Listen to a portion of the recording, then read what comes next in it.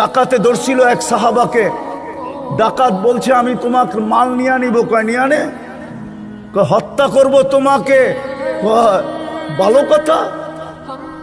ইন্না ইলা রাব্বিনা লামুনকালিবুন, আল্লাহর কাছে চলে যাব। বলছে তোর কোনো আশা? যদি তুই বলিস তাইলে 2 রাকাত নামাজ পড়া নেই।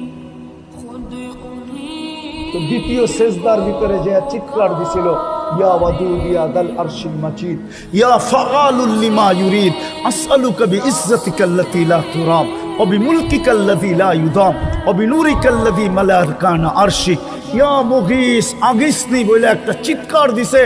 তো চতুর্থ আকাশ থেকে ফেরেশতা নির্বাচিত হয়েছে। দ্বিতীয় চিৎকার দিছে তো 4 আকাশ অতিক্রম করা ফেলছে। তৃতীয় চিৎকার দিছে তো জমিনে আইসা ডাকাতকে জাহান্নামে পৌঁছায়।